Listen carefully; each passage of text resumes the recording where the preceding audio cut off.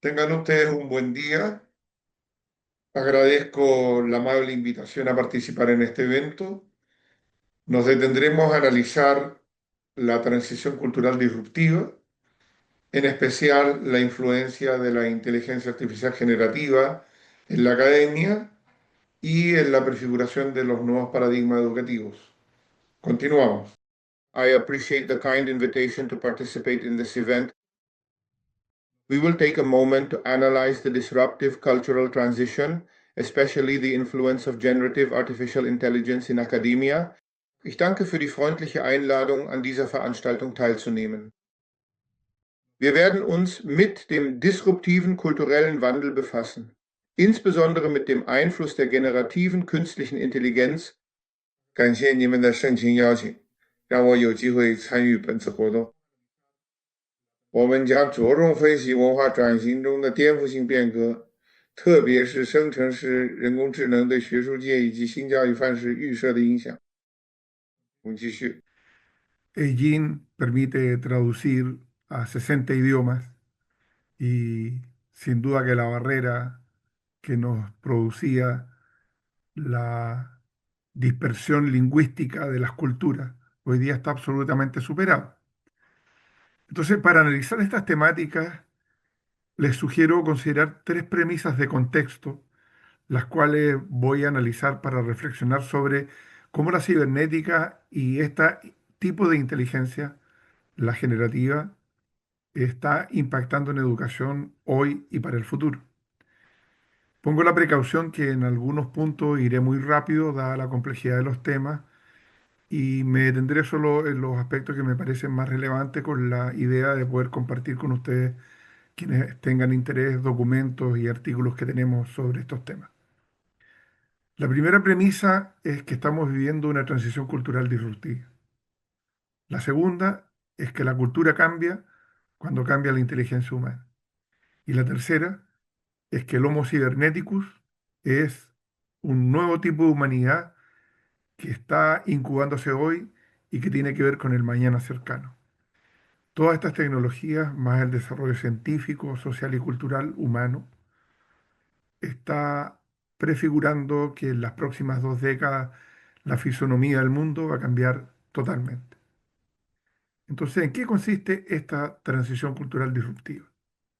Consiste en que ha existido un proceso de avance acelerado en los últimos tiempos de carácter científico-tecnológico que está provocando cambios muy bruscos y que tienen proyecciones futuras eh, globales y absolutamente transversales a la sociedad y a la cultura.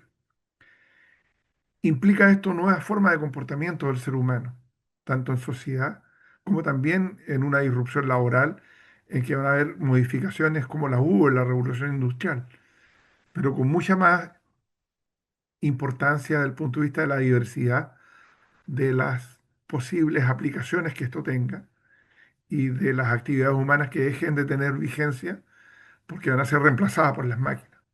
Entonces hay un nuevo modelo de mundo que está cambiando y si la revolución de las tecnologías de la información y la comunicación en el siglo pasado se demoraron 70 años en masificarse, las posibilidades de masificación de las tecnologías disruptivas se proyectan a no más de 20 años. Por lo tanto, estamos incubando un mundo distinto de cambios culturales profundos que en la historia antigua y moderna de la humanidad eran generacionales y que hoy día se producen en muy poco tiempo. No hay precedente en la historia humana sobre esto. Plantea desafíos de futuro que requieren de adaptaciones que no nos permiten quedarnos en la vereda al frente observando cómo se producen estos cambios. Un teórico de las tecnologías, Stigler, decía, las tecnologías son espacios artificiales creados por el hombre para ser habitados por el hombre. Es decir, la humanidad tiene que darle contenidos, usos y fines a las tecnologías. Entonces, todos nos encontramos en el centro de una gran disrupción global que nos demanda una capacidad de adaptación y de cambio que nos va a llevar a este tipo de realidad.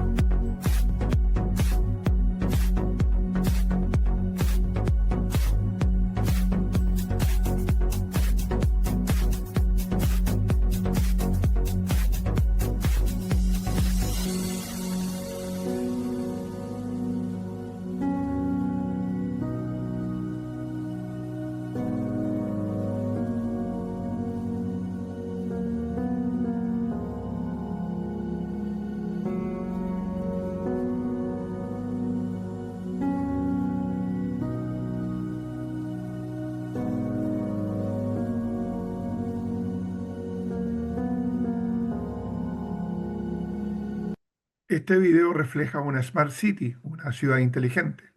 Pareciera muy futurista. Sin embargo, muchas de estas aplicaciones que ustedes ven figurativamente por ahora están siendo desarrolladas, están comenzando a ser aplicadas desde ya. Entonces, ¿cuáles son los principales factores de cambio que están influyendo? Yo creo que tres. Uno son las tecnologías disruptivas, que son muchas. La robotización, la microminiaturización, la ingeniería de tejidos, la telemedicina, la impresión 3D, el blockchain o mercado digital, la domótica o las tecnologías en el hogar, el Internet de las personas, el Internet de las cosas, por nombrar algunas, hay muchas más. Bueno, nombré las Smart Cities, los vehículos autónomos, etcétera. Toda esta complicada eh, combinación de tecnologías están cambiando nuestros modos de ser y no tenemos alternativa. O las tecnologías pasan por al lado nuestro, o nos adaptamos los que somos inmigrantes digitales y las nuevas generaciones, los que Prensky llamó nativos digitales, sí ahora ya están comenzando a desarrollarse con su conciencia cibernética intuitiva. Bueno, el segundo fenómeno es la globalización. Las singularidades de nuestras identidades culturales que tenían que ver con los grupos humanos a los que pertenecemos, hoy día están complejizadas por la cultura a escala humana.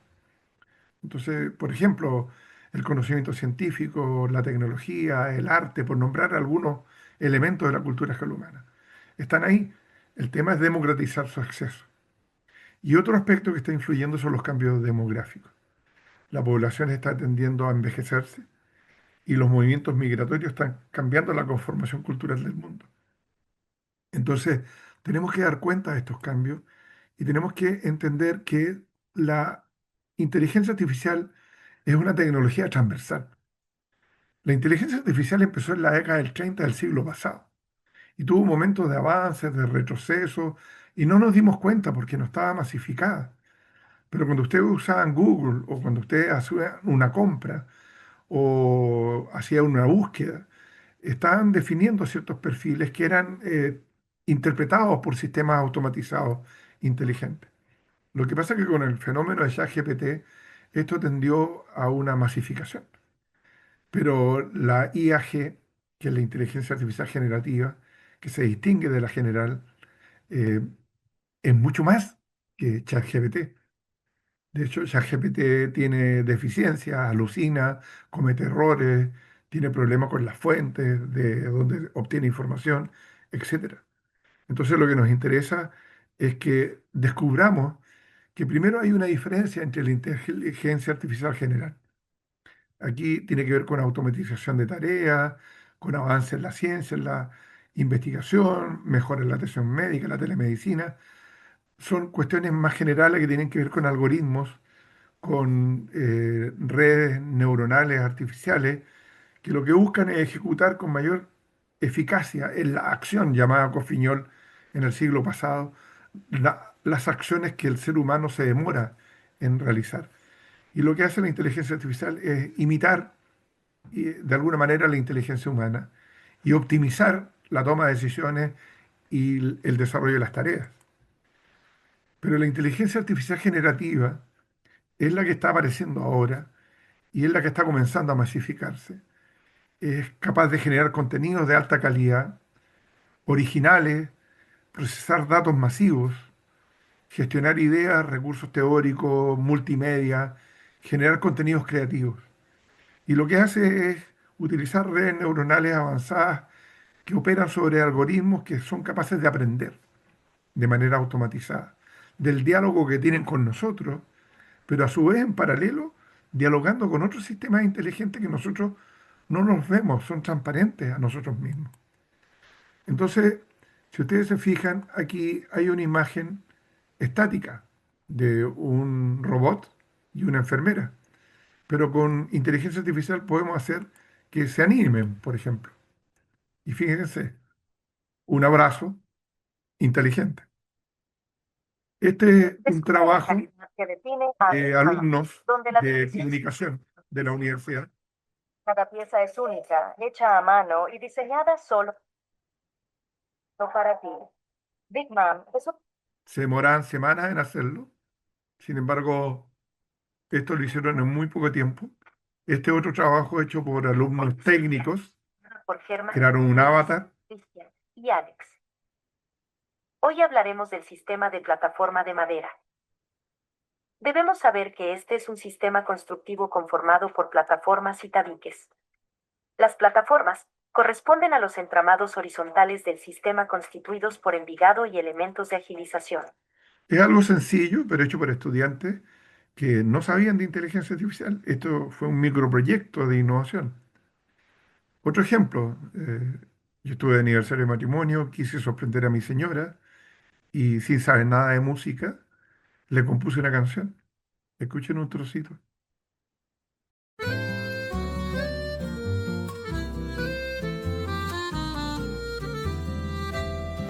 Juntos, siempre juntos, por la vida triste y feliz a la vez.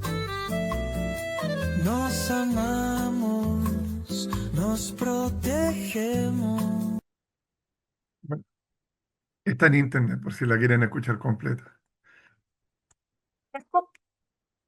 Entonces, aparte de este tipo de aplicaciones que son como más de efectos especiales, ChatGPT la usa la mayoría de la gente. Sin embargo, existen otras aplicaciones que son mucho más eficientes. Perplexity, por ejemplo, que permite investigar de manera profunda. Gemini o Gemini, que nos permite aproximarnos a los conceptos. Elicit, que permite trabajar con muchas fuentes. Isor, que permite elaborar ensayos. Research Rabbit, que permite crear esta especie de sociogramas viendo quiénes son los que investigan y lideran sobre temas específicos. O para los profesores, Gamas, que nos permite hacer presentaciones de muy buena calidad. Para los profesores está Magic School, donde hay todo tipo de soluciones, desde creaciones de rúbricas, planificaciones, revisiones textuales, lecciones, hacer presentaciones, etcétera. Muchos de ustedes conocerán Napkin, que permite que con un prompt o con un texto que uno tiene preescrito, generar distintos tipos de mapas conceptuales respecto de los contenidos. Está Teachy, que es un asistente para profesores que tiene multiplicidad de aplicaciones posibles.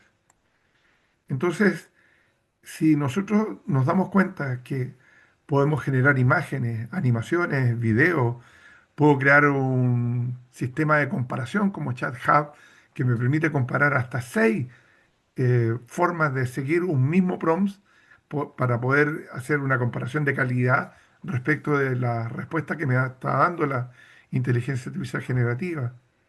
O Character, que me permite crear un chatbot personalizado, por ejemplo, de carácter profesional o un profesor para hacer consultas y respuestas. Todo esto tiene obviamente connotaciones éticas y morales, que es un tema que podemos conversar con más detención en su momento. Entonces, para que nos demos cuenta en el momento en que estamos y que esto viene del siglo pasado, Schumpeter en la primera mitad del siglo pasado ya hablaba de una era de destrucción creativa.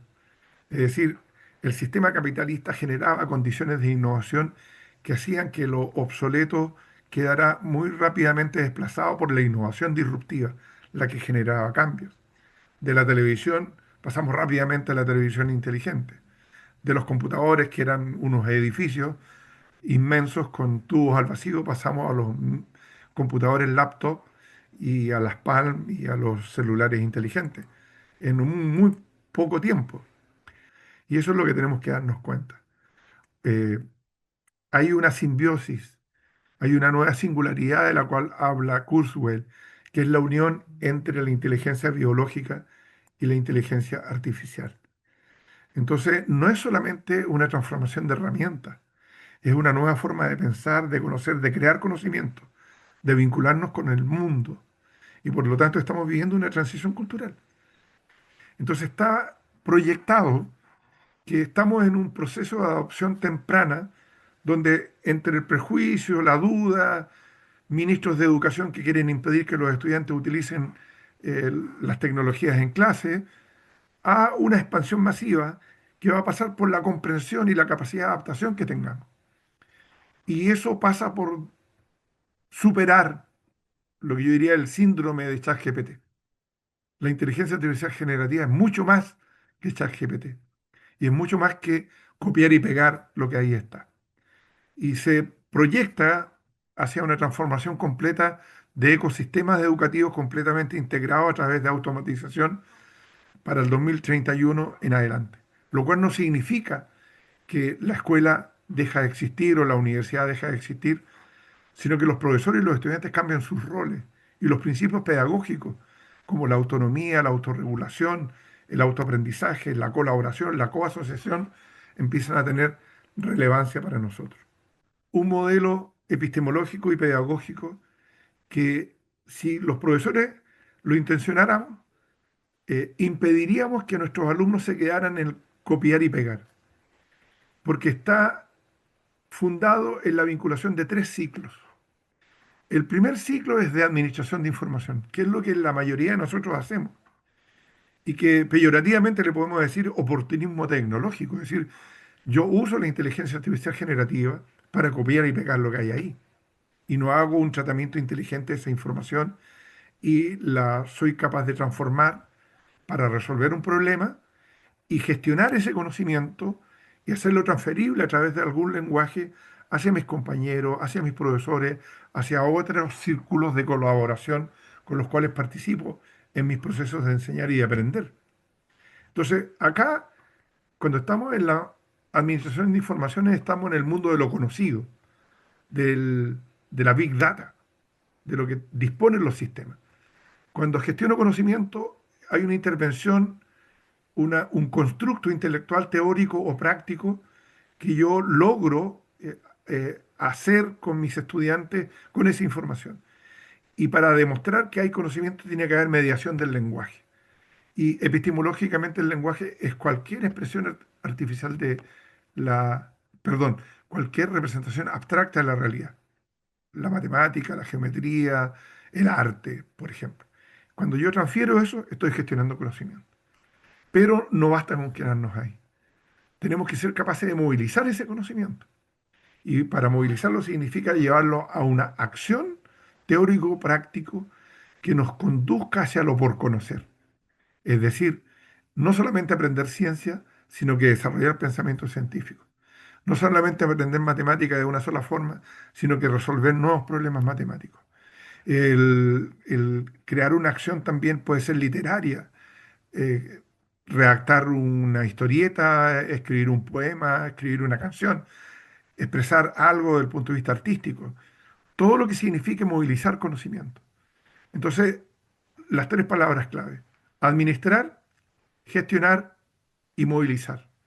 Si logramos hacer eso, cambiamos la metodología, cambiamos la forma en que los alumnos aprenden resolviendo problemas de manera autónoma, colaborativa, evaluamos de una manera distinta, de manera auténtica, procesos, logros, con los estudiantes, coevaluación, todo cambia en la pedagogía.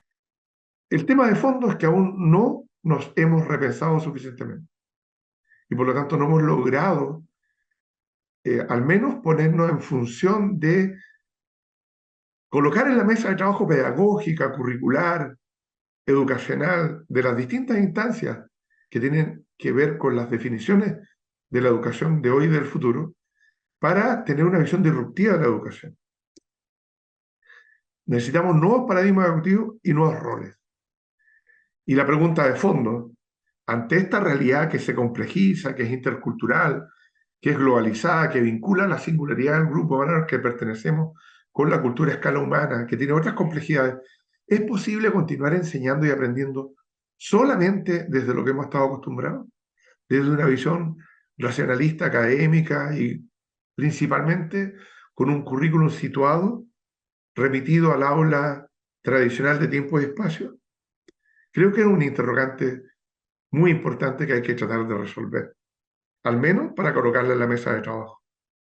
De aquí derivan los desafíos para la educación. El primer desafío, para mi modo de ver, es global. Tiene que ver que estamos viviendo una profunda transición cultural y por lo tanto tenemos que resolver nuestra identidad. Y nuestra identidad es tridimensional.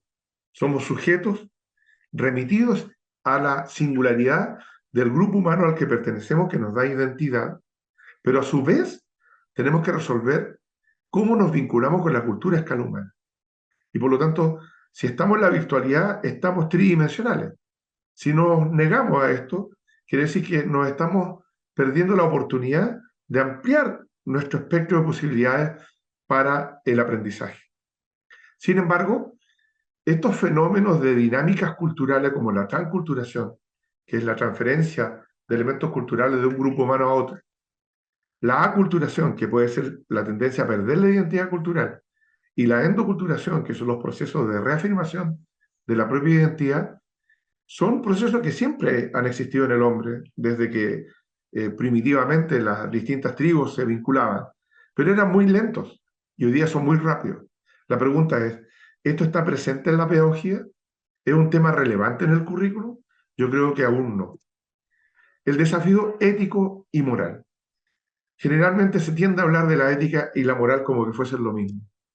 Creo que es bueno detenerse a analizar con detención esto, porque las tecnologías en sí mismas, desde el punto de vista ético y moral, son neutras. Las tecnologías no hacen nada por sí mismas. Las tecnologías adquieren sentido ético y moral de la forma en que las usamos, los contenidos que les damos y los fines para los cuales las usamos.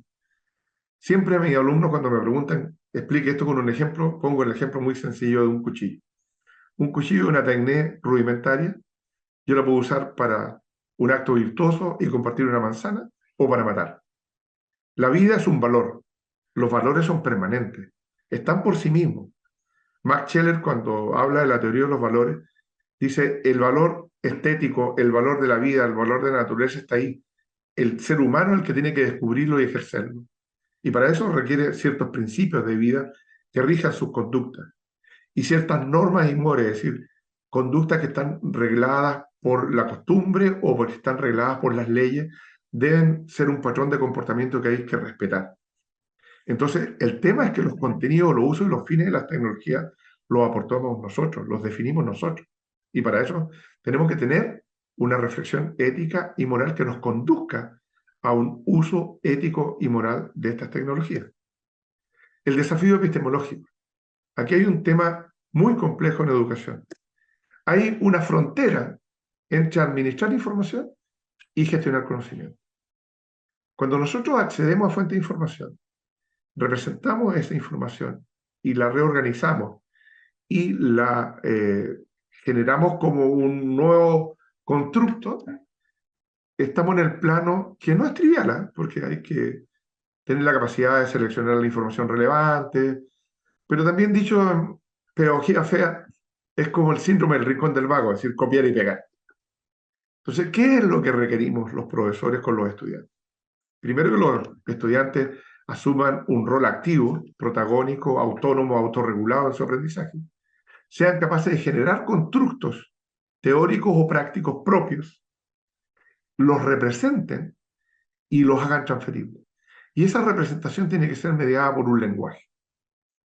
Un lenguaje epistemológico no es solo la lengua materna, es cualquier representación abstracta de la realidad.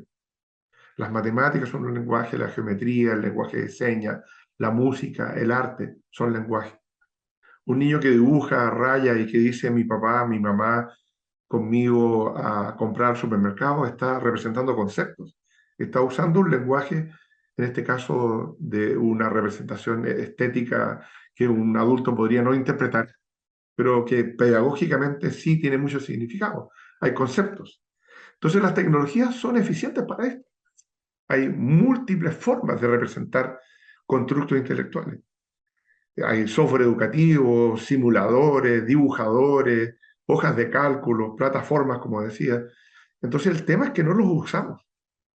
Hay que gestionar conocimiento, vincular el capital intelectual individual que es capaz de generar un alumno cuando aprende, realiza un proceso de metalenguaje y de metacognición, lo representa a través de un lenguaje y lo hace transferible y contribuye a la conformación de un capital social, que es colaborativo, es colectivo.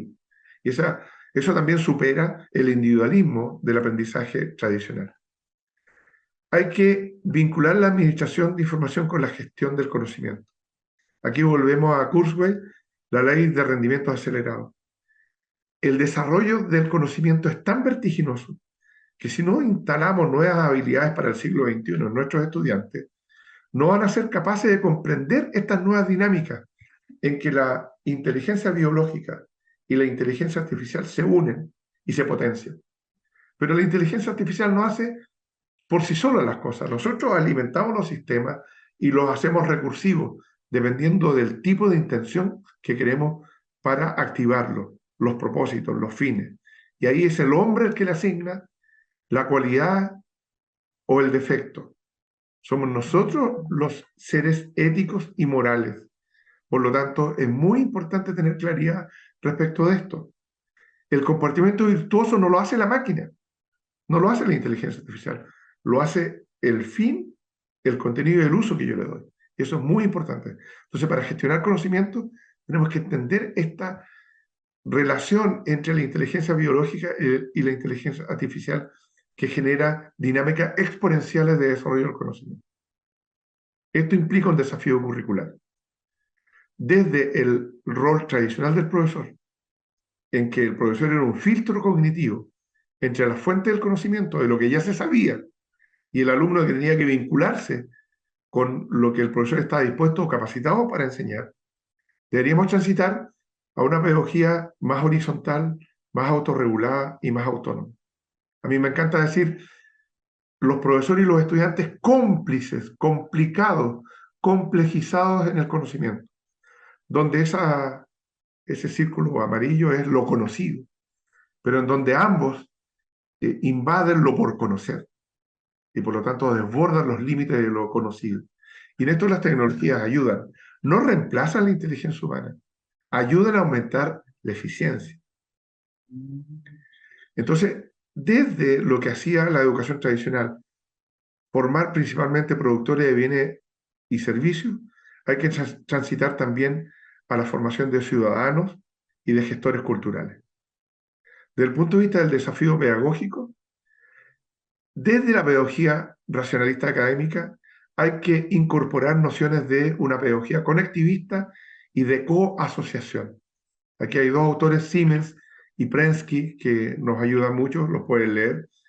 Y esto se vincula con lo que la UNESCO ha declarado, que son las necesidades del siglo XXI en educación, los principios pedagógicos para el siglo XXI y las habilidades para el siglo XXI.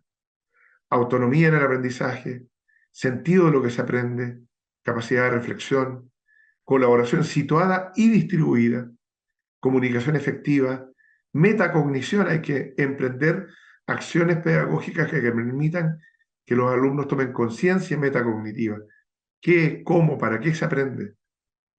Dar cuenta de la pedagogía emergente que surge en los propios estudiantes, fomentar la creatividad, la innovación, el emprendimiento.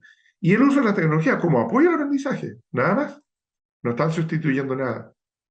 Entonces requerimos de un diseño, de un paradigma educativo mixto, que combine la pedagogía tradicional. Nadie niega el sentido de la escuela.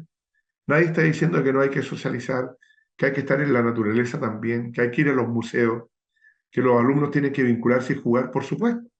Pero también tenemos que ser capaces de incorporar nuevas formas, nuevas estrategias.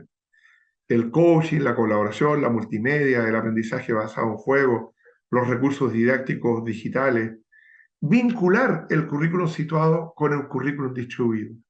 ¿Cuántos profesores en otras latitudes del mundo están aprendiendo lo mismo que nosotros, con nuestros estudiantes. ¿Y por qué no nos podemos vincular con ellos? Si las tecnologías permiten hacerlo. Basta una sesión Zoom o Meeting, la que quieran, para decir, oye, ¿qué están aprendiendo? ¿Qué recursos están usando? ¿Cómo podemos colaborar? ¿Por qué tenemos que seguir situados en el aula tradicional? Vinculémonos con el currículum distribuido, no como excluyente, sino que como complemento. Y esto implica desafíos metodológicos. Del aprendizaje basado en contenido, en competencias y logros, hay que pasar a ese aprendizaje basado en habilidades para el siglo XXI. Pensamiento crítico, creatividad, innovación, comprensión e interacción intercultural, lo que decía antes, alfabetización informacional y digital, desarrollo de habilidades de comunicación, el fomento de la motivación y el aprendizaje independiente, autonomía, autorregulación, el aprendizaje basado en problemas y proyectos, el liderazgo, el trabajo en equipo, la participación activa de los estudiantes. Todo esto es válido desde los niños. Se trata de abrir los espacios. En los niños, en el nivel preescolar, usted abre los espacios y ejerce su libertad. El tema es que después le restringimos la libertad. Si hay libertad de pensamiento y libertad de acción, los alumnos se integran, se adaptan, transfieren su aprendizaje. En el fondo, hay que desarrollar habilidades para la vida: flexibilidad, adaptabilidad, iniciativa, autogobierno, relación social. Esto es fácil decirlo, uno lo declara teóricamente. La pregunta es cuánto de esto estamos haciendo efectivamente para construir una educación distinta a la que estamos acostumbrados. Hay un desafío didáctico. Desde la didáctica a la enseñanza focalizada en lo que hacen los profesores, hay que ir hacia una didáctica que permita la construcción colaborativa de la didáctica, basada en la autonomía y la autorregulación de los aprendizajes. Debemos focalizar la didáctica en el aprendizaje, no en lo que hace el profesor. La coasociación, que vincula la teoría del desarrollo cognitivo de Piaget con la teoría de reconstrucción social del conocimiento de Vygotsky, propende a esto, a una construcción de ambiente y recursos junto con los estudiantes, por los estudiantes. Los estudiantes trabajando solo en grupos, que hagan sus propias hipótesis, que busquen las respuestas, que problematicen, y que el profesor haga preguntas sobre esas cosas, que valoren juntos, examinen el contexto, el rigor y la calidad de lo que hacen junto con el profesor, no a partir de lo que el profesor le impone. Entonces los profesores se vinculan en función de las dinámicas de los estudiantes, no al revés. Y los estudiantes trabajan en busca de sus propias respuestas. Entonces hay que combinar inteligentemente lo formal, lo informal, el aula a distancia con el aula presencial, lo intra y lo extrainstitucional. En conclusión, un aprendizaje mixto. Finalmente, el desafío evaluativo. Debemos transitar desde una evaluación centrada en las calificaciones y en la estandarización. Uno de los dramas de la evaluación en educación es que evaluamos de manera uniforme donde hay diversidad. Tenemos que buscar una evaluación centrada en los procesos de aprendizaje, una evaluación de procesos, de problemas, de proyectos, una evaluación auténtica, una coevaluación con los estudiantes, que los estudiantes se aprendan a autoevaluar y a coevaluar. Al principio, sin duda, se distorsionan cuando no están acostumbrados, porque no están acostumbrados a ejercer su libertad. Y pueden tender a la autoflagelación evaluativa o a la autovaloración, digamos, a la sobrevaloración.